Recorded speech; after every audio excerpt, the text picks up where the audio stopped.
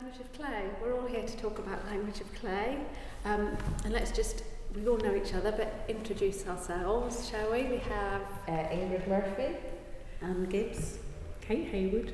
Justine, Allison. And Micki, Schloessingk. and Ceri Jones. It's been a delight to work with all these people. I just start by sharing a few statistics with you and a few comments from visitor books and things, reviews, because I think what we've done has been amazing. So, the titles of the shows, what a fantastic sound these are. So, Telling Tales, Earth, Fire and Salt, Still, Shifting Lines, Traces, Seen and Unseen. Isn't that wonderful array of 27 exhibitions in total, 7 venues, over 275 engagement activities, which is impressive, and over 140,000 visitors. Seriously. Isn't that good? Yeah. When you add it all up, it's quite good. And there are reviews in Ceramic Review, Artist Newsletter, South Wales Potters Journal, Peace, Northern Potters Journal, Craft Arts International, Disability Arts Wales Online, CCQ, and Wales Online. So it's not bad. Yeah. Excellent. So I just wanted to read you, this is in no particular order, and it's from a whole array of venues, but just feedback we had from venues, from visitor comments or visitor books about all your different shows. I was blown away, very thought-provoking. It's been great. We brought our 4 children, all different ages, and they've all been wrapped. Ardderchog, fascinating. And that was somebody from CASU, Contemporary Art Society Wales. Wedi fwynhau, gwnaed fi gwenu, made me smile. The most fun I've had at an exhibition in ages, lots to think about. This one's funny. Expected to roll my eyes and tut, but I loved it. Many thanks for inviting me to write something for the catalogue. It was a privilege indeed to meet and write about such a talented maker and contribute something to the fabulous Language of Clay series. Art like this doesn't happen very often. That was a tweet. See, so there are lots of tweets. I didn't count them. I can't capture the number of tweets. So tweets through Mission Gallery or where? Tweets through all the galleries, and then there were, you were all better than me at tweeting, some of you, so. I love doing this. Do we have to go home? The workshops were simply wonderful. The artists settled into making and talking, and the students were enthralled. Her visit really helped raise interesting questions regarding professional practice and making techniques. Really great stuff. Thank you. The artist's work is exquisite, delicious, and mischievously suggestive. There is such a command of material and materiality here that it's terrifying to behold. Hearing her talk made me revisit the work and look again at how they are made. Just 2 more, but it's worth doing this, I think. Upon observing the children, I realised for them to be so engaged was a huge deal. They have a wide range of special requirements. We all noted that one girl who would never touch paint or anything messy was completely focused on making her clay animal. Much to the teacher's surprise, she was one of the most focused pupils in the group. There was a real sense of pride with the pieces they made. This has been a fantastic experience for the children. It could not have gone any better. And this one, just to finish. On my way home, feeling down, and I thought, I know, I'll call into the gallery and see the show again. It'll lift my spirits. That's lovely. And there's loads more like that. So we're going to pick out some of those and they'll feature them as well. But there's a host of, there we go. Congratulations. So you might all have things, burning things that you'd really like to share and say, and so I don't want my questions to prevent that happening. So if we're not going in directions that you're happy with, will you just say? But I have got a few questions just to start things going. Ingrid's just too active. Oh, has she? Oh, brilliant. She's just, Ingrid's come. yeah. Okay. Maybe she'll.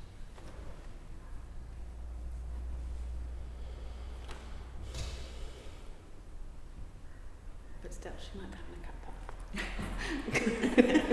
Carry on. Okay. Yeah. In no particular order, but if anyone feels like starting, can you remember? Maybe I'll ask you. Can I ask you? Can you remember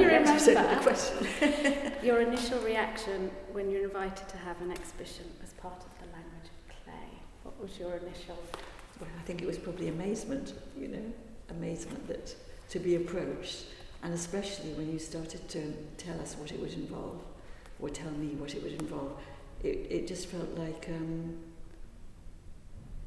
that you were really interested, really engaged, and had thought it through, deeply. How could you really support all the makers?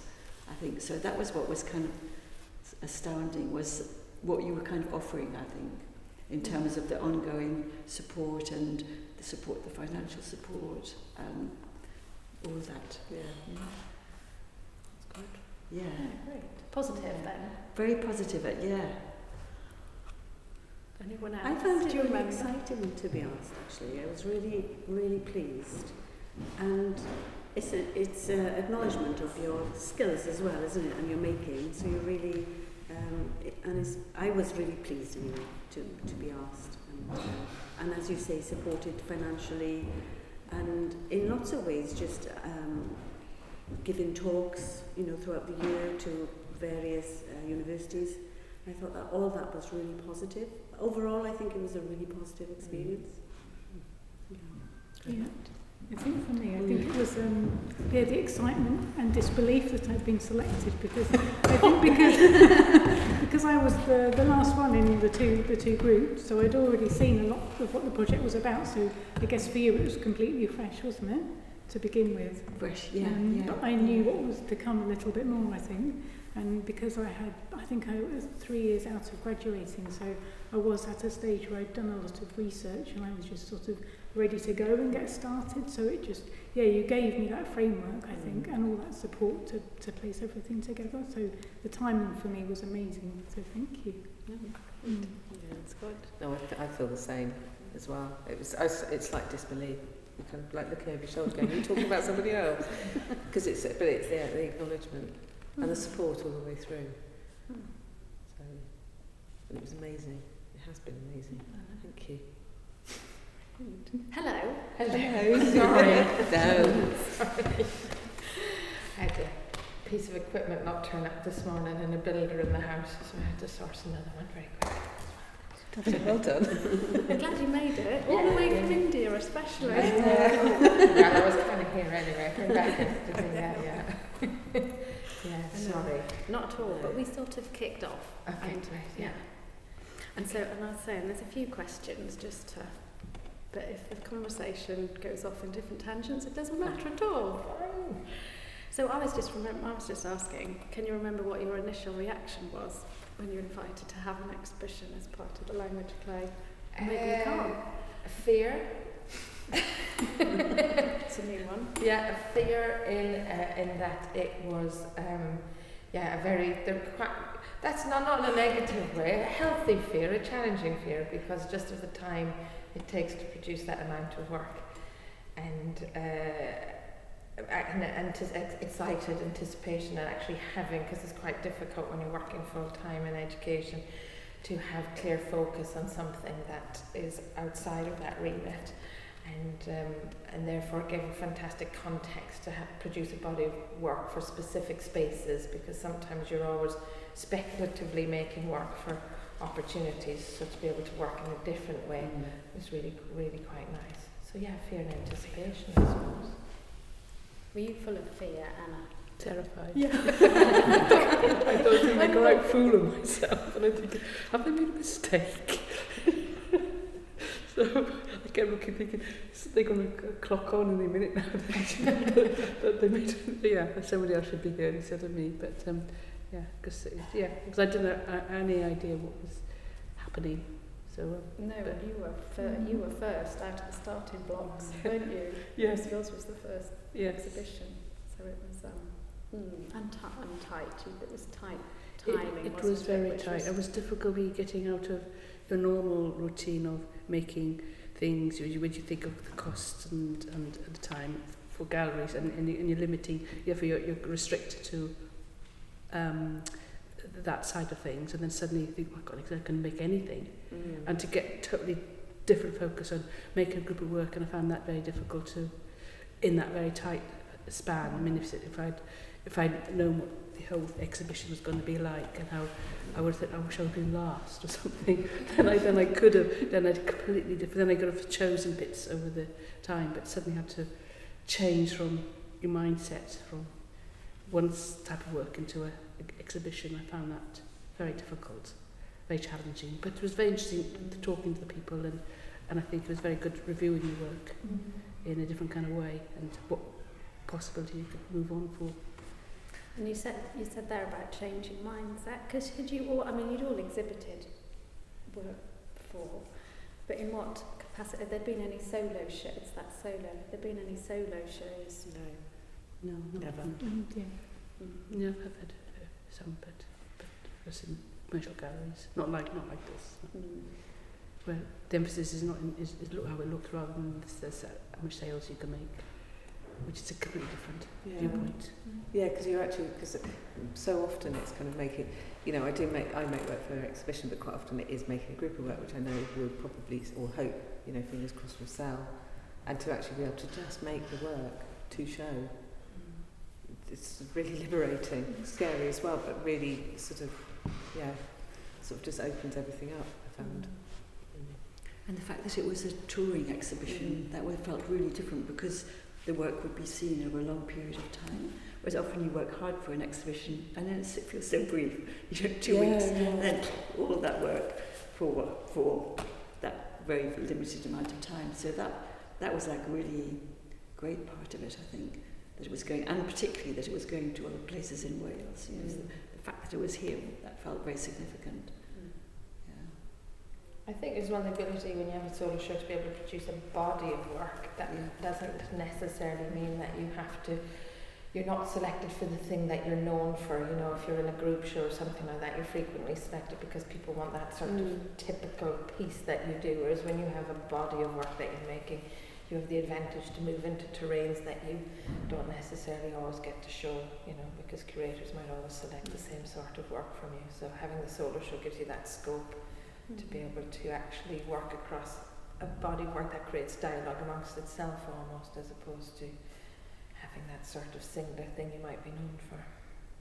So did that mean you sort of went into a different gear, not even different gear, but different mindset, because you were thinking of it as a body rather than a single piece or a group? Yes, for me definitely, yeah.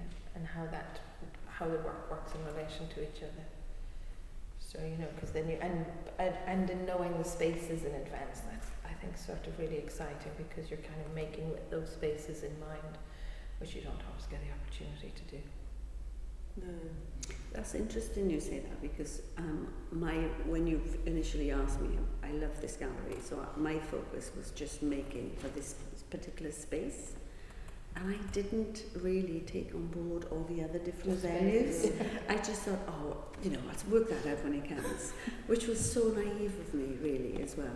So that was an interesting lesson for me to learn, because I had to seriously adapt and edit and change how my work would be displayed and received, really.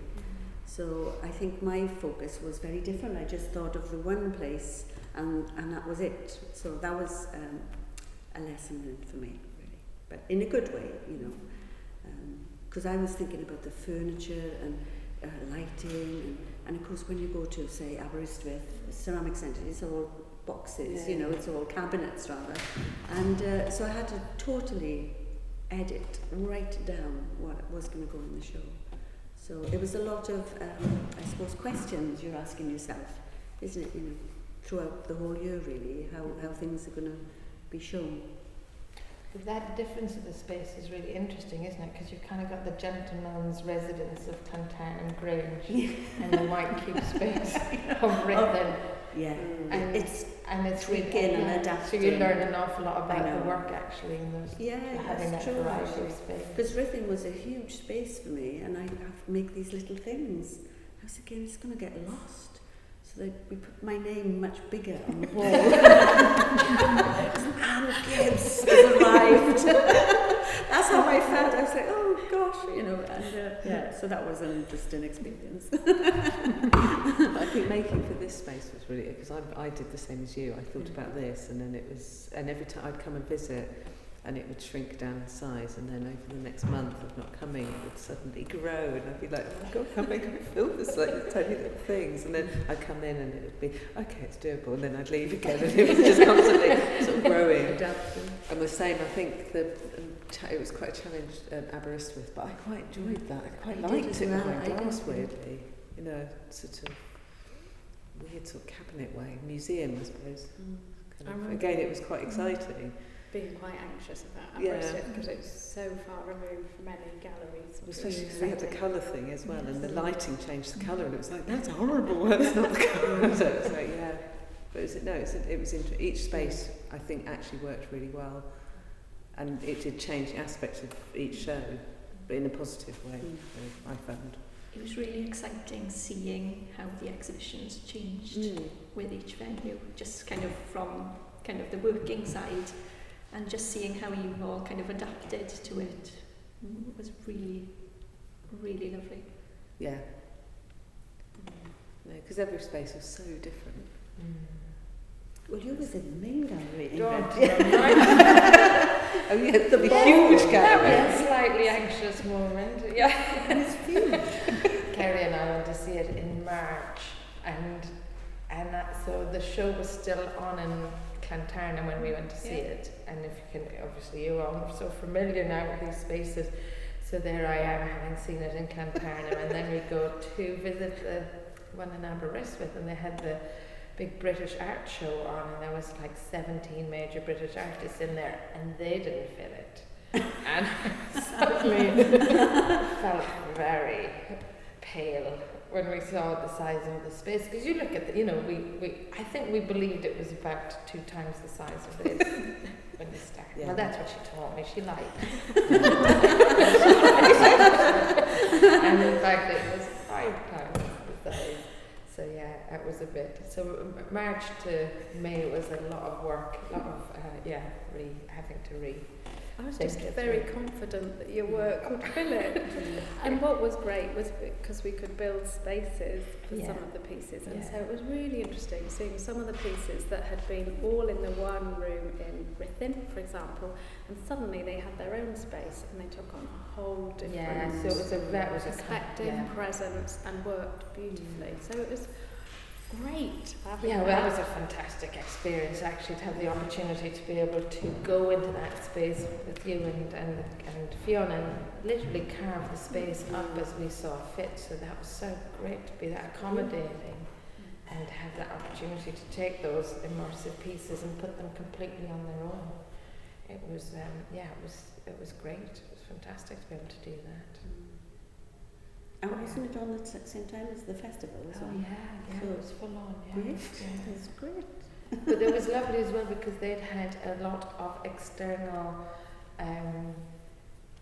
workshops that came to work with it because of the festival, because of the timing. So downstairs in the foyer, in the piazza space, was a fantastic collection of responses to the show done by the refugee community, children and things like that. So I got to go to the opening of that, which was really sweet. Great. And so there was this kind of, because of the timing of it and it being in the main space, it had a kind of a lot of different dimensions to it as well, which was really nice. There was a lovely way to end actually the tour with that. That was your last venue. Okay. Yeah. So, and to have it at the festival was a real boon actually. I can imagine. I was a bit concerned, we were both a bit concerned I think about the traditional conservative clientele that go to the festival and the nature of the work, but no, it was well impressed. yeah, Yeah, brilliant. it was good. Yeah. That felt to me like a huge strength of the talk, that each, although you'd all made really cohesive bodies of work, that actually they look so different when they're rearranged or replaced or repositioned in different spaces, and the different strengths then came out.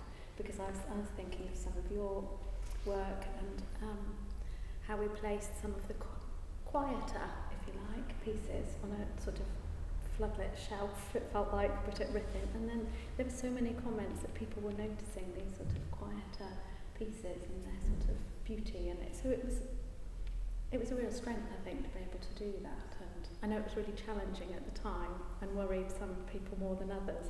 But I was always really confident that the shows were going to look fabulous and work with the spaces.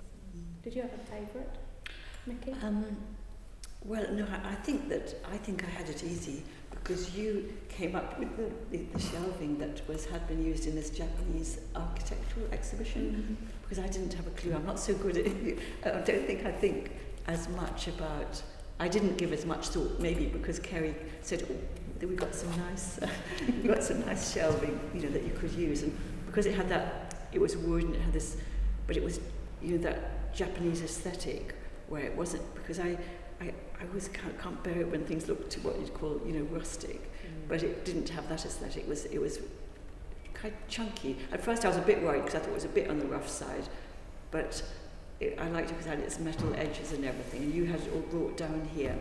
So really I think we use that same structure in most places. I have a feeling that didn't happen in Aberystwyth, but for some reason I couldn't make it. I wasn't really involved with the Aberystwyth bit of it, but everywhere else it managed to adapt well, the same structure.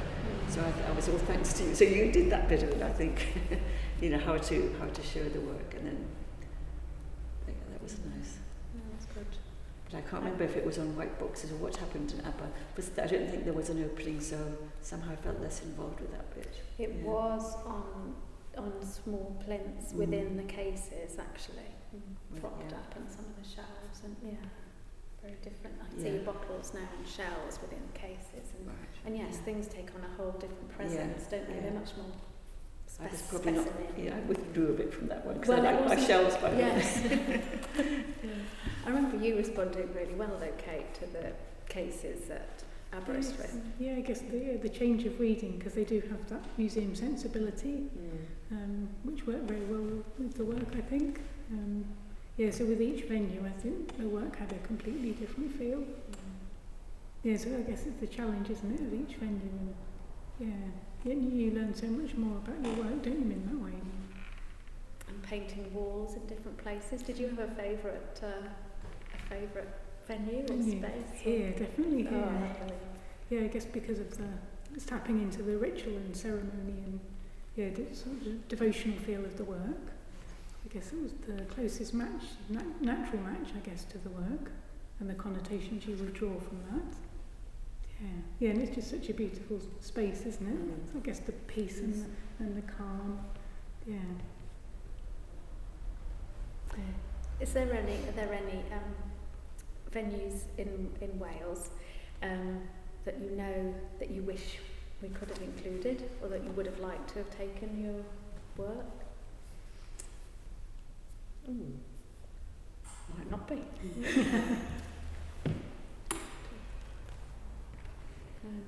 I guess I think of anywhere. Possibly maybe some historical buildings, so maybe your work is placed next to things, different readings. I can't think of one definite, but I think it's always interesting, isn't it, if you take it out of a gallery setting and different audiences as well. I quite like the domestic feel of Clantarnham Grange, because the objects that I used could sit quite readily in that domestic environment, easier than they did in a white cube space. So I suppose it'd be interesting to sort of look at maybe doing interventions into more domestic type environments. Could be interesting to look at in terms of bringing the work to public view as well. Because I think people read the work differently in that setting anyway. They're definitely you put it in a gallery and people's the way they react to it is as the gallery thing, put it in a domestic setting, so instantly they're seeing it. They can, what's the word, my brain stopped working, they can see it in their own homes to a certain degree, so they're less afraid of it, I think, maybe. I think so. Contextualises it That's the better word. in their own space. Yeah. And we had a bit of a journey with your work, I'm thinking, up in, we've been thinking of people touching it in that domestic space, and your pieces, people being desperate to touch them because they look so delicious. I always remember seeing a really smart gentleman looking at the pile of what looks like shards, you know, it looked like recycled paper, you know, when it's, what's the word, shredded. And he was looking and looking, and he turned to his wife and he said, I really want to blow that. And I was like, please don't. And I was standing, I was opposite him, and he didn't know I was the artist. And it made me smile. I thought, oh, that's quite nice, you know, but obviously he didn't do it. So. Yeah, that interaction of people wanting to touch it, I suppose. So I did have to make changes then in Llantarnam Grange, and I really loved that venue because I streamlined the whole show, really. I took out loads of work, and then we had the 2 tables covered to prevent people touching it and playing with it. And also that gallery has natural light, and I think that made a difference as well. So so it was all, you know, all venues had different things that you had to consider, really, and I loved that for that, really. So you've, for the future, I think I've learned a lot in how to display the work, you know, at different venues, really. If I ever get asked for a sort of show again. Just drop that in. So.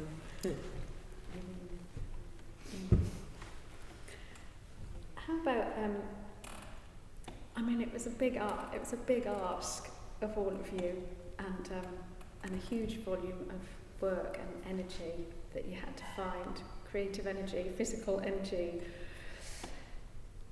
time. Were there particular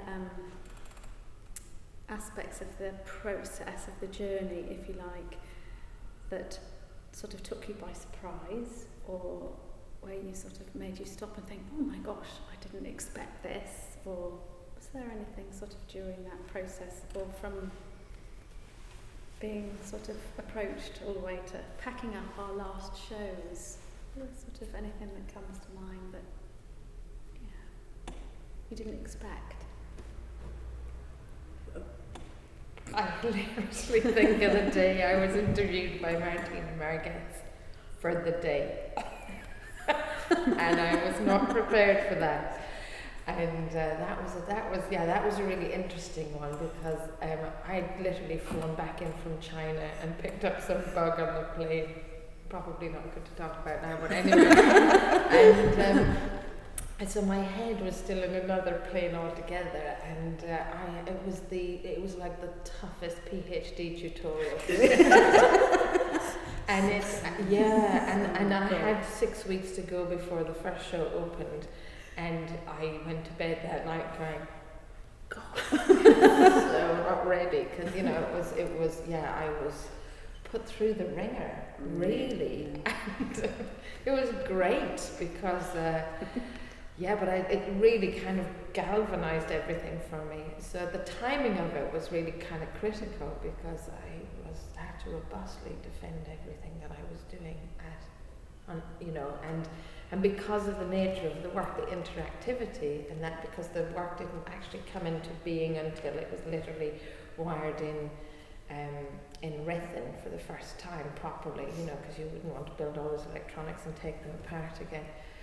I was really trying to convince her in the studio that this would do amazing things, and it was that the look on her face was enough for me to go, I might have to rethink this. So that was probably to my mind, my way of working, where I am, to be perfectly honest, a bit seat of your pants.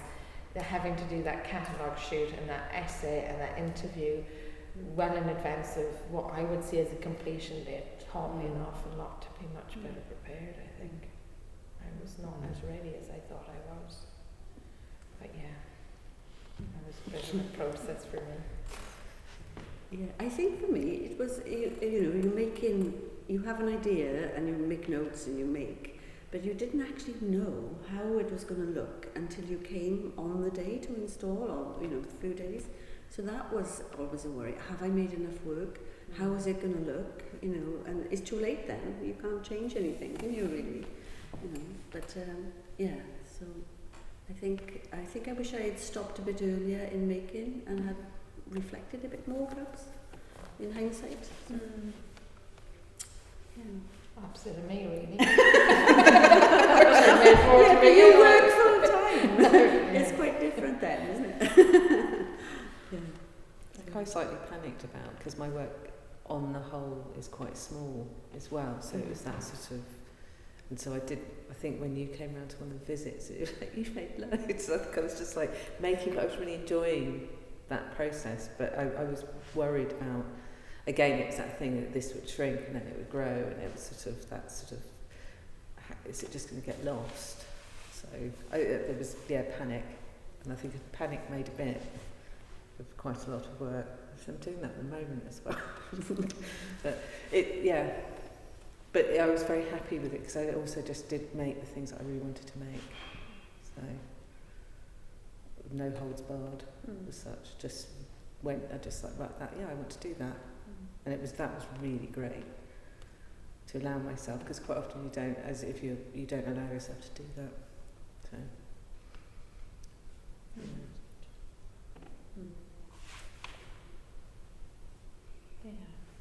I think maybe I didn't think of it quite in the same way of, this gives me the freedom to make work specifically. And now that you were giving me this idea, that would be a really nice thing to do, and I don't think I've ever really allowed myself that amount of time. And it might be because of the process, that my process was more to, whilst my work was going along, I always kind of peel off, say, the best pots from each firing. And what I just did kind of was to peel off the best over a period of however it was, a year and a half or something. But I'm not sure that I gave myself that permission to do or maybe somehow I didn't allow myself to completely give myself the time to make just specifically for this show. I mean, it might be because of my process it makes it difficult to do that, I'm not quite sure. But I think, having it here, and because I live so close to here, I really enjoyed the opening that we had, and was really surprised that there were many people that were kind of friends or people who know my work, my neighbours and stuff, and them seeing it here, and then me giving the talk. I think Alex was here too, giving a talk, and then we gave them, everybody, some clay, so they all got kind of totally immersed in that.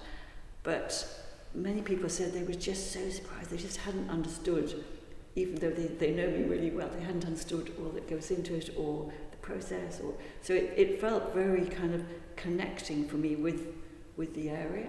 I mean, with Wales too. I think for me, the fact that it was touring around made me feel more being valued for being here, and I think being valued, realizing how I was touched by how that you valued me, and us. But I was touched, and that made me realize didn't realize how much I needed that. Needed to be valued and sort of cared for during the process. That was like really, we don't always show that vulnerability, like, we are, make up pops, yeah, we know how to fire, sort of stuff.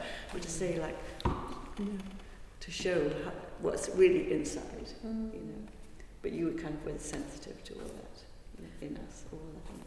I remember that your opening, that was wonderful. As you say, that local friends coming, people local that might have known where your pottery was but hadn't visited, might have heard of you but didn't really know what you did, and that sense of bringing local together, and with all different interests and fascinations, and it was such a warm, wonderful, celebratory opening.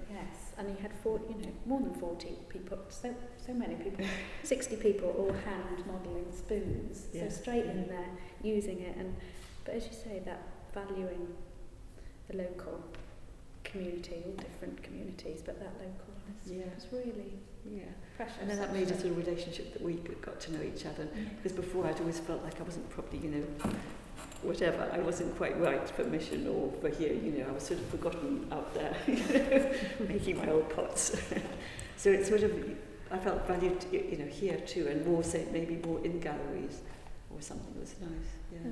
Personally, I just found your work, it had such a different feeling from seeing it in the exhibition and you making and everything, and I grew to love your pots, whereas I liked them before, but I loved them by the end. So That's lovely, yeah.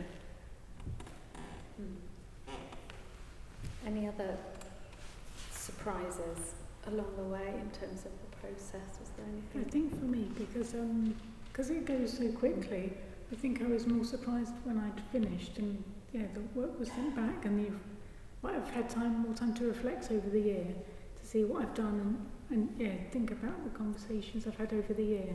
So I guess I'm more surprised now because I've had that reflective time. Yeah, so I think it's setting myself up for the next thing I do. It's so intense at the time, isn't it? Yeah. I think as well, a completely unexpected realisation for me is to be working that intensely and simultaneously teaching, I thought would be detractive, and in fact it was not. It was quite the opposite, because I felt actually my brain was working constantly, kind of reflecting or making critical decisions. So I think I was actually much more, because I'm the level 6 tutor, so I'm always with the 3rd year students. So I was actually ironically more empathetic to the students because I was living it on a daily basis, everything that they were doing, and sometimes if you're not, you can get quite removed from it and not be less empathetic. So in fact, I thought it would be a bit of a conflict, that I would have all of this going on in my head and I'd be distracted from what I do in my daily life, but actually the two gelled together. Sort of like parallel walking through this process. And also because I was doing stuff that I'd not done before, I'm making discoveries that I could readily transmit in teaching. But I think it definitely made me much more empathetic to the students' needs as I was kind of going through the same processes as they were again and again and again. So, yeah.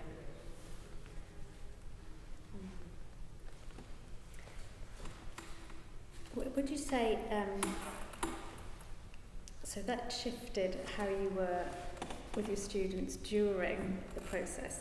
Would you say that your involvement in Language of Clay has had any lasting impact on your studio practices or your approach to your practices, or not? Definitely. It's that opportunity to sort of look at them. I suppose for me it was that opportunity, the sort of thing that I kind of wanted to do, I suppose, but not quite knowing what I wanted to do. But it gave me that opportunity to do it, and that has definitely continued with the thinking and sort of about, and it sort of opened up other things of where I want to do, which sort of, having those sort of decisions about how I make and where I want the work and how I want it to be seen. And so, and I think and realising that I can do it, that was probably one of the biggest things as well. So that I could do it. It's that sort of, probably all of us have at times the imposter syndrome of kind of thinking, what we hear. You can have good days. I can look at my work and one day and say, I really like that piece, so I can pull it apart the next day quite easily. And so it gave a level of confidence and belief, and I think because other people believe it, especially, other people believe in me with it. So yeah, I think it has definitely informed where it goes and what I want to do. Massively actually.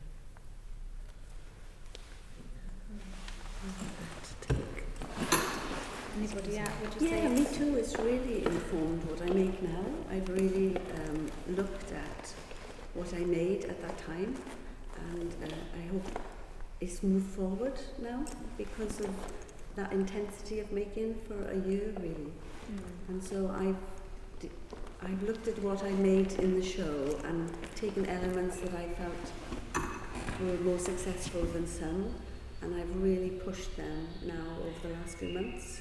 So only now I'm really, processing everything. And when you think that was 2017, so we're now 2020, so it is, it takes a while, I think, to process and take in, and so it is a huge impact on my practice now.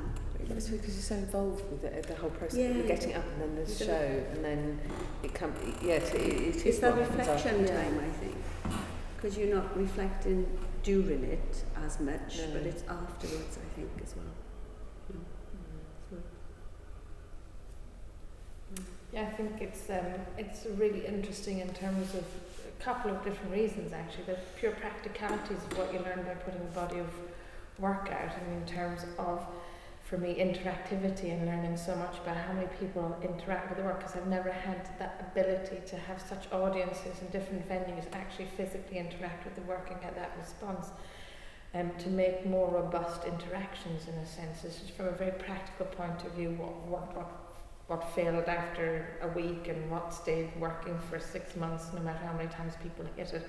All of that really practical stuff was kind of invaluable. But from a practice-based research point of view in academia, it's been really good to be able to kind of try and champion that for not just me but for colleagues, in a sense of how you can actually bring that sort of level of practice into academia and how it can count towards research.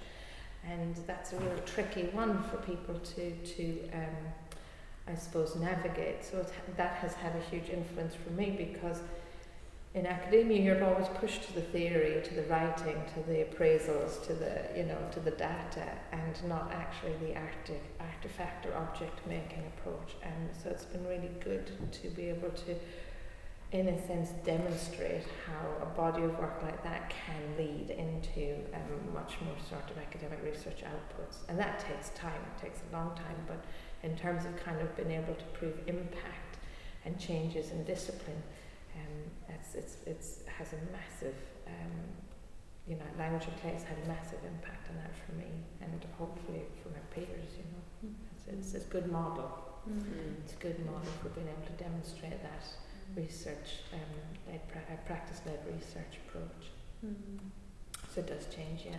And also I think for everybody the exposure, that you get allows you to move into different domains, or which is really interesting. So it does have I think the impact of it is really, it's almost too soon to judge. For me anyway, it's too soon. So only now are things actually coming out from the show last July. It's true actually, because March only did a year since it kind of, I think, came, was it? No, it was March, wasn't it? I can't even remember. But yeah, so it's not long since. So mine finished in July, and literally now the things from Aberystwyth are actually coming out in the publications, or things will, it just takes a long time to see. And I would imagine 3-5 years time, that's when we'd really be able to judge the impact of it personally and professionally. We'll do this again. We'll do it again.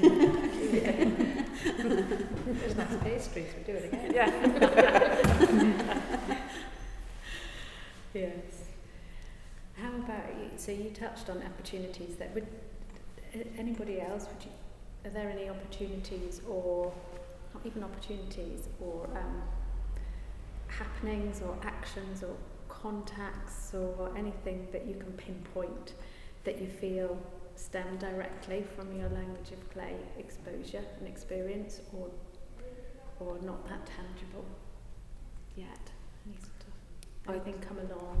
I think I went along with the momentum of it, and last year I got into, was it last year, the CPA, and I think by having this show and so it gave me a level of confidence to actually go for things, and I think I was like, that was that I think that enabled me, and that's the reason I got in at that point. I think I sort of this is the time to do it, and I was very lucky because I got in. So, and I do think it is because of doing this. For me, I feel. It's really positive. Yeah, it's really positive. It's brilliant. And so I took it, so that was 28, I can't remember when it was. It's a year that I've been in, so it was just like, I stopped being afraid to apply. I think that I was like, right, I'm just going to go for it and sort of take myself seriously and not, and if you don't get in, you don't get in, but it was just like, right, now's the time. And I was able to actually go along and show, look what I've done. So this is what is happening now, which without it I wouldn't have been able to do that, and I might not have had the confidence. And they could see as well. So as a well, with the ceramic review, the whole thing. So it's like, right, okay, now's the time. Yeah.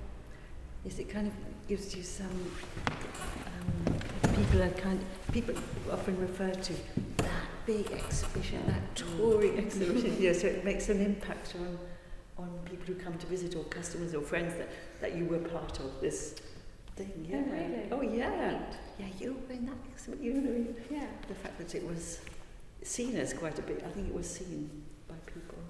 Well, if you think about all the places that it toured, I mean, I Yeah. know within this ceramics world, it's it's gone to places, sort of with, when I was at college, and for years, sort of my first studio, we'd look at the back of Ceramic Review, and it's like, I want to be on the back. Oh, I've been on the back and the front. So it's like, yes, but it's that sort of riffing. It was that thing of like, oh my God, I was sort of. And that's because of this. So this whole sort of platform that enabled that, I think, for everybody. Yeah. So I can happily say I'm the front cover of the next ceramic review. Oh, yes. And I wouldn't have been. Without language of clay. Yeah, exactly. They've written a feature on the show I Paris with. So so you kind of go, that wouldn't have happened. No, and it's Digital Design Weekend. I might have been invited, but I wouldn't have had the work ready and available to show in the V&A if I hadn't been able to send them the information and the catalogue from the show and things like that. You kind of get invited to do things because you've got this. The catalogue is a fantastic thing in a sense, because you can send it to people and it's that thing they kind of go, well, actually this is a proven track record, and the images of the show, the fantastic images that they retook and written, and then again in Aberystwyth through me, you've got this fantastic portfolio of your work in these spaces that you can then actually use to galvanise other opportunities, and which is that's invaluable, really. Yeah. Yes, I think that catalogue was like that you did for all of us. That was like really Amazing. It is really, really amazing. We're probably all still using it as our main thing from. And it is that thing, I think it's that thing of trace and a good website and things like that, because the shows themselves are temporal, aren't they? And as you say, I've got a studio full of work and things like that, so I'm very keen to get it out and seen again, and so being able to have that sort of portfolio of trace of the reviews, of the articles, of things like that, where it's really and that's the thing I think over the years that will actually gain greater significance for the show.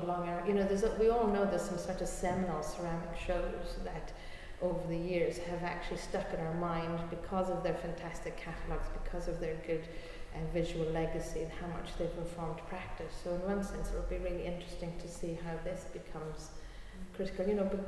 My students refer to the language of clay all the time, but also to get things like reviews into artist newsletter as opposed to ceramic or craft journals. I think that's hugely significant, because that's a much more broader circulation and wider audience. So to have those reviews and stuff like that, again, is really sort of important to us individually as artists, but also for the practice itself to be seen with greater acclaim and rigour. With my show, when my show was at Rithin, there was also a retrospective Angus Sooty's work, and I saw, back before I even did my degree, and I went to the Roar and the Cooked at the Oxford Gallery, which was partly why I did it. And so for me, to then also have my work at the same place as the show, the seminal show that I would say got me on my path, was really massive. And I was really, and I also got to touch them before the glass went on the top as well. It was really exciting. So it was really, that kind of where it, for me, that show is like where it started for me. and then to be in the same venue was really quite exciting. So yeah, great. That was back in 93 or 92. Yeah, 93. Yeah, and that changed ceramic practice, that show. That was an incredible show. Philip remembers it because I couldn't remember the name of the show, and it was great. Launched a lot of careers, that show. Definitely. Is there anything, Anna, that did it did the experience affect the way you approached work in the studio, or maybe the way you're approaching making now? I know we spoke earlier about wanting some time now, actually, to I think it all happened too quick for me for really doing what I intended to. Time out of my normal practice to I just felt I just made work to fill a space in no time to rethink what I was actually doing as such. So I felt it was different from everybody else, as I only had months to put it together, and so I feel in some ways I lost the opportunity, and so I've got mixed feelings about the legacy of the exhibition from my point of view. Yeah. Because looking back, that's why I'm hoping now to get back into control. So if I have another opportunity like that, I'm thinking, hang on now, give me time, and I can prepare and show what I could do in a way I'm more in control. I think I lost total control of what was happening. Really? Yeah, because because things were selling as they were going on. So yes. every venue, the selling shrunk massively, Yes. and I had to make things quickly. So in a matter of weeks, and I had no time to really, how does it all fit together? Because it needs time to resolve ideas and work. So I was just like filling a space basically. So I don't think it had the same. In fact, it sort of did me ditch. I think it did me a bit, lost me confidence a lot. Oh, really? Yeah, because I felt very defensive about this is not really what I would have done if I had the same chance as everybody else. So I felt I think that's something now. I've got with time passing, I'm regaining my sense of control of what my work was, or where I can go forward. I totally sort of got in the bad way afterwards. And that's taken a little while then to reflect. Because I felt naked, I felt exposed. So that, which is really crucial, because it was a really big... And I felt like, this is not really what I would have liked to have done, but I just sort of, the opportunity was there and I did it, but I didn't feel like it was what I would have wanted to do. So I think now I'm going to be more I want to be more in control of things. If something like that ever happens again, I want to be in. Yeah. And that feeling, has that become stronger, or maybe it's just my impression that's a very potent, strong feeling. Has that grown over the last couple of years? Because it wasn't a sense that we had at the time. You seem to be delighted with a lot of the beautiful work. But has that grown? I think maybe I'm not sure whether I had any positive feedback, and so I felt very sort of, as I say, very naked. I felt I was like going to colleges and talking, thinking, oh my gosh, what am I doing here? Talking to these, and they were walking in, and then I just felt, it wasn't good for me. But it's I think giving equal time is fair for all artists, rather than just giving somebody 3 months to put something together. When it would have had years. I mean, I just felt that is because I didn't know it was definitely going to happen until the May, and then you got to go put it in the exhibition within November. It's very little time to really think this is the major show now for me, and just change the tact of selling little things to galleries around the place, and the odd, group in an exhibition and things, and it was all in a commercial sense. This is a completely different situation where it's showing you as an artist. The last time you did that was when you had your degree shows, and then suddenly you're doing something totally different, and then thinking, I just felt very defensive in my head and sort of, and so it's pretty different. But I think now, looking back, perhaps I can be more positive about it. Too much too quickly. Yeah, I think that's my point. But I'm really glad for the experience and the opportunity you gave me, and I'm grateful for that. So I'm not criticising the situation. It was just me being. How much time do you think would be good to have? I mean, I'm just curious how much time everybody would think is good for this sort of a... Well, I think I didn't get, I think, because was it, you had something like the August? I remember all the time. And then it was January, so it wasn't a huge amount, but then I think I'd already started thinking about it, so I knew there was a potential, but it was waiting to hear. That definite sort I think it was that, it was a July or something like that, so I think, but that was, I suppose you could always, more time. Yeah, time is, But for me, I think that worked. I actually probably work better with a deadline, because I can go off and do lots and lots of other things that, I've been doing glaze tests this week and I really don't need to do those. But I'm quite good at procrastinating, finding something else to do. So tighter deadline works quite well for me. Different, I think it depends where. I mean, I'm quite good with my time and how I work now. So it was interesting for me because my shows were back to back. I didn't have any time in between. They literally went from venue to venue to venue, and some of them didn't, I believe. And that was actually, I think that was really good for me actually, because I think if I'd had too much time, I would have just been reflecting and trying to change too much and things like that. So it was kind of good once it was up and going. It was on that roll really, and the time to make that extra work needed between scaling up into that bigger space, as daunting as it was, I was really grateful it was a short period of time, because as long as it had been, I would have filled it.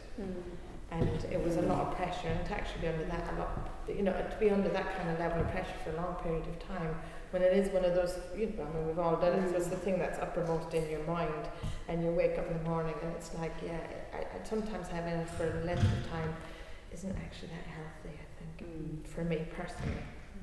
I'd rather the short term. I think I had a year.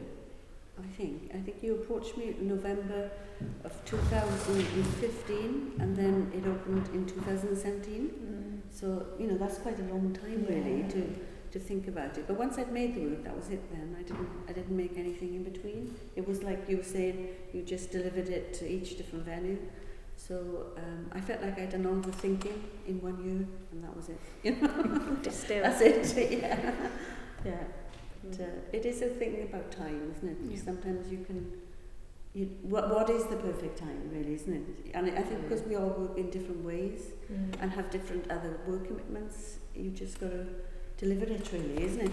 When you can, But it's a compliment for you, though, Anna, because you sell a lot of work. Yeah. So that's take it as a compliment, isn't it? Yeah, I could in some way, but it's like you get grouped together and you're thinking, and that'd be enough. Then it goes to thinking, when you can I think we moved on to Aberystwyth, they had to sort of drag out work because I didn't feel enough work to fill the showcases. So I think I got those coming straight from Rhythm, which was obviously quite a positive venue as sales wise. So I think I only had about 10 pieces, something like, if not less. There. So a lot of pressure then, isn't so it? Suddenly, you're making in between. That was because we yours back to back shows as well. Yeah. So same as everybody did sort of move around. So suddenly I had this whole call. Aberystwyth's not happy. They haven't got much stuff coming back, and I'm thinking, oh my gosh, what have I found? Have we made anything? So you just basically, because meanwhile you're trying to keep in touch with the galleries that you sort of.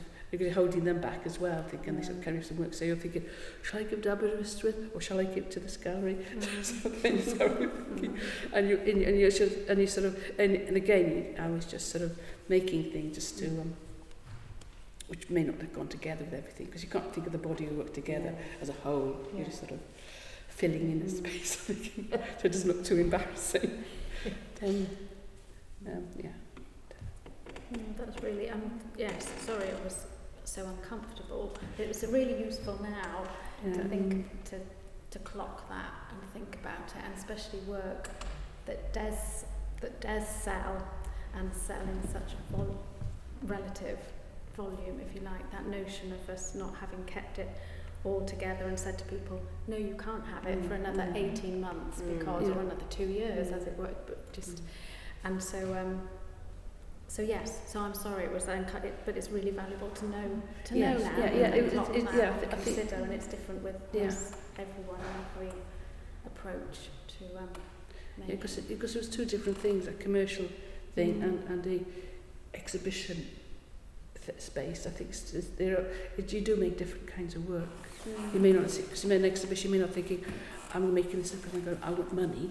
You're doing it because you want to show yourself as an artist. And I think maybe the different approaches can be difficult, because my mindset was still galleries and things, and selling little things, and I really wanted to be able to show myself as a kind of artist kind of thing, like make bigger things and things in big groups of things. So I had my eye vision, and then of course it didn't realise because of the time factor, thinking that's impossible, it's impossible. So I decided to sort of do what I usually do rather than being creative as a sort of as the artistic side of you. It couldn't come through much as I would have liked, but well, it was wonderful to take your work to all the new audiences it went to, so I think that was, I know it might have felt like it was work maybe I was making, but it was maybe I was oversensitive. and also overcritical, because it was a lovely exhibition. It was. Well, I saw here, I didn't see it. I've only got the beginning, which was nice, but I was really impressed with it. Oh, thank you. It was a lovely exhibition everywhere. It was. It's interesting though, after the whole thing ends, I think it's an interesting period of time, because it all comes back, and there's inevitably a sense of kind of almost a sense of loss, because you've worked very hard for something, and you know you're going around and it becomes quite a focus, you know. The house goes to the dogs and all of that, right? And then suddenly you're like, oh, I'm free again. But then there's actually there's a little bit of grief after something like that finishes as well, till the next thing kicks in. Well, what I said earlier too is I felt like I had a big arm around me for a year, you know, the whole year and a half, and that, as somebody, when you work on your own, which we all do, to have that support from both of you was just amazing. So, and it did feel like an arm, and that was lovely. And so that was that did, when it sort of the work comes back, it's like, oh. But then you didn't fall over, did you? No.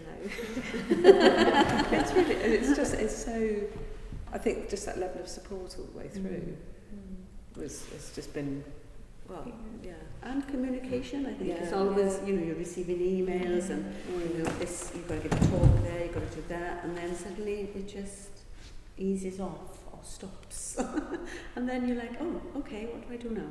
It's that kind of, you know, it's so intense, isn't it, really? And then it is, like you say, grief. I think it's... And for me, I had a joy, because I had to go and install at every venue. So I got to spend time with all the people in the different venues. And, you know, it didn't arrive. And I had to go and, like, wire it up for 3, you know, Rhythm, I think, was 5 days, or Aberystwyth was another 5 days, maybe install, wasn't it? So it was fantastic to get to know the people in the community, you know, in all the different venues. It was great, and work alongside them was lovely. Just, you know, here, just all the other, and Becky, so lovely. You know, you get to meet everybody, so you feel much more part of the community and the network and the infrastructure of those galleries in Wales. It gives you great insight, rather than, you know, just work being collected and being deposited in different places that you frequently experience when you show. It's great to actually be in those sites. I know the wiring of every space in there. Whether I want to or not. I know all these plugs.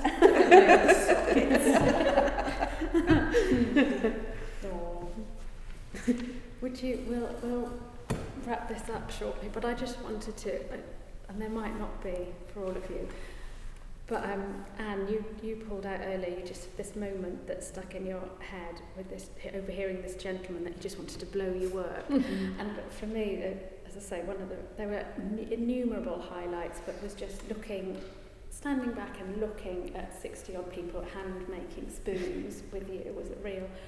Would there be just one thing that I'm going to say highlight rather than low light? But if it's a low light, it's a low light that you just pick out and go, oh, I just will never forget that. Which could have been rewiring Dodge Electrics in For me, it would be the show in Aberystwyth at the festival and going into the space as I would run off stage because I was emceeing and I'd have a break every hour. Can't believe for 15 minutes and I'd run across and just check everything was alright because it was getting hit like big time. and it was just that joy of actually, there is this thing of, I suppose you mentioned about imposter syndrome, and you're in your MC on that stage with the world's finest coming in front of you for the last, 14 years. And you're never the demonstrator, so you always feel a little bit like, you're there, you're facilitating that. But the joy of being able to kind of run over it and take them into this space or see them in that space was really nice for me because it was a real kind of, in a sense, judgment of your peers, and that was really nice. That was a highlight for me because they liked it, so that was good. Oh, I think my highlight was the opening here at the mission. And I don't know if it was a sense of relief, that it's finally all out. But there were so many people here, and I felt like it was really like a party, atmosphere. And I really enjoyed it. That's really stayed with me, actually. And the documentation of that opening, with people come in, and it was full, and lots of people came that I haven't seen for a long time. So that was really nice as well, and all your friends and family. So the opening was a marker for me, really, here at the mission. So. Yeah, I think I'm going to steal your idea. I think the opening at Ruthin, because it was the first time. The process of setting the work up with you, I learned so much from you, and then it's the first time you see all the work together, isn't it? Because my work, I guess it's like an anthology in the way you read between the pieces. I learnt so much then, and it was so special to have Alex and Sharon there who had written for the catalogue, and they'd been so supporting and nurturing of my practice throughout the whole year, and to have all of the special people together, and just seeing that I felt proud of the work, and it was just I just felt really touched that everyone was there and supporting me. Thank you. I think the opening here as well.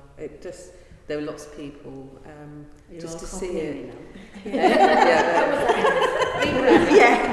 But it was just, I think, to come in and I was really nervous about it. I was really nervous about talking because it doesn't, believe it or not, it doesn't come very naturally. I can sort of, do lots of things, but put people to listen to me, and I'm like, and I was just, I think, just bring it all together, and the amount of people that came, I was just quite taken back. I thought my daughter and Mark would come, and that was it, kind of thing. And just the comments and just what people said, and the same actually in Ruthin as well. I think having just the people that were there and the support. So but here, this is very special here. So thank you.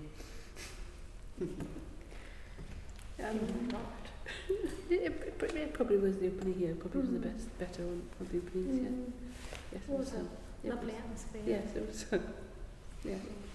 It was just to see them work together for the, in this lovely space. So thank you for giving me a show here. No, I can just see your goats now climbing their mountains, and it was beautiful. Anything for you, Well, I Micki? think it was, I'm afraid I have to say the same thing, the opening here, and I think that everyone got so stuck in, as you say, to the clay. And I was kind of like, hey, I am here, so do I want to talk? They were like, so busy doing their stuff. They were like, oh yeah, that was fun. It was quite a fun thing, Brilliant. It's funny, I'm just remembering now, on the opening day, it was full of people I hadn't seen for a while, and it was lovely. And this lady came up to me and she said, I just want to ask you, What is the name of the coloured paint that you've got from here? Because it would look lovely in my kitchen. And I thought, I spent a whole year making, and you want to know the colour of the paint. Because I've had that so many times, yeah. I couldn't believe it. I was like, I can't remember. I thought it was funny. I must say, one of the really nice things somebody mentioned about comments, but after when you get to the end of it all, I was in China by the time the show in Aberystwyth came down, so it just arrived back into my studio when I was away, and then sometime in August they just said, oh, by the way, we photographed all the comments from the show and we'll send them through to you as PDFs. And that was actually, after it was all said and done, that was probably one of the best highlights, because there was all of these comments from kids, and I got them to change the colour of the commentary paper for the time of the festival was on, because you could tell the difference between a knowing audience and an unknowing audience. So it was so fascinating, because you kind of, at that point in time, you're away, you're in another space, another environment, it's like it's all a dream, isn't it? You've kind of forgotten it ever happened, and then suddenly you're reading all of these comments, and that was just a real, that was a real highlight, because you just kind of get, oh yeah, that did happen, and somebody did like it. That's good. I can sleep. So that was good. I think for each venue had its sort of different sort of thing. And Rhythm, again, felt really amazing to be there. It didn't sort of, there's slight detachment with the other places, just because of the amount of time spent there. We spent quite a few days in Rhythm. And I think having the opening with and Andrew Logan, I don't know, it was just all really quite lovely as well.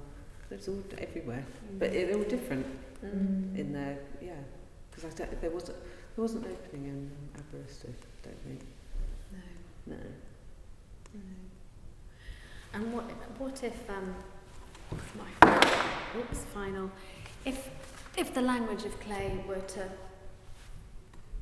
persist in some form or some entity, what do we think that might be a beneficial thing? And just any thoughts on if language of clay might evolve into the future? You might go, oh, wouldn't it be good if, or why don't you do it like this? I don't know, any thoughts on whether you think it might be an initiative that has legs? Well, it's really interesting. If you look across at the range of work produced by Sion, I think it's a really interesting survey show of practice in those. We are all women. I was thinking that today.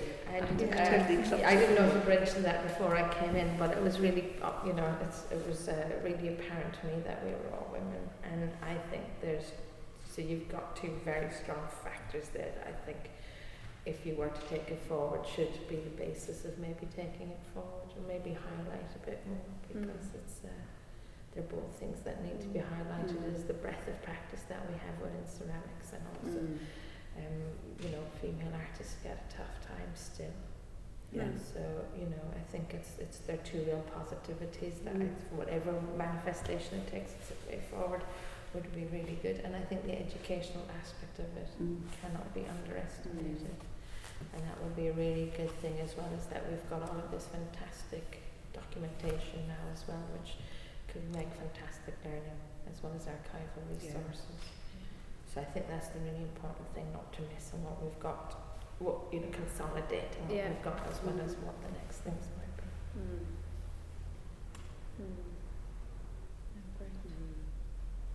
Any other hints Sums or it up, I tips think, or really. views? I think it's really important. I think it's been what you said, and for it to continue and for it to grow to other opportunities, and to sort of to highlight the female ceramics. I mean, I don't know if that's how it was. Is that intentional? It was. I didn't set out thinking of it, but it just so happened. But I had a wonderful longer list of artists that I'd love to have worked with and to do solo shows with, and there were some men on there.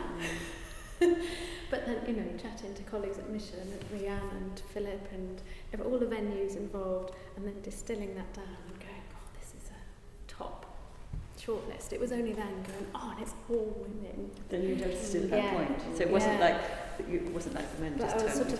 sort of really driven by the work and Mm. practices, and some viewed from from a distance or admired from a distance, and others known a little bit better. And but it was then it's like, oh, it's all women. Oh, isn't that great?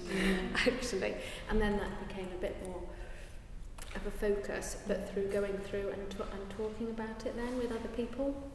And it's been really interesting since, the number of people that said, is there going to be a sort of, when a man going to be allowed to come in? And it's like, well, it's not being that conscious, but actually it's a real strength. Yeah. It is a real strength, and it speaks to the demographic of ceramic practice in Wales. Yeah. But it's really interesting then, because if you have the diversity in the practice, you don't need to have the diversity in the gender as well, if you know what I mean.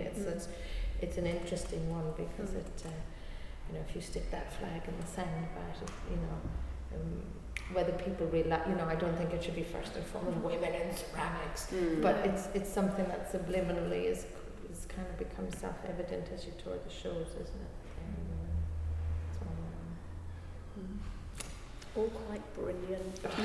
There we go. But also doing this is really interesting, Yeah. because hearing of different people's experiences, positive, negative, and things like that, that's where the real learning happens, isn't it, really, afterwards. It also keeps it going, I think, as well. It's that sort of it's that train of thought, and that the discussion will continue if this continues as well. And that especially if you think of the craft practice in Wales.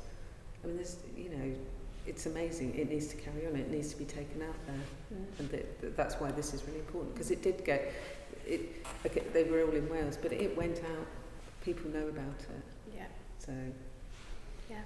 And I think what's really important is when you can put a pin in a timeline of people's careers, that we've had a shared experience, even though we haven't shown together. It's really interesting when you give people the same opportunity, but it's at different points of their careers or different stages of their lives or whatever.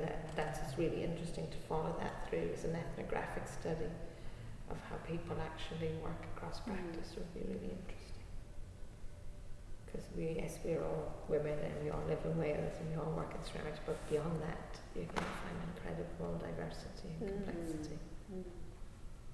So it'd be a fascinating study, really. Yeah, and that was an important consideration, that diversity. Great, thank you. Thank you. Thank you.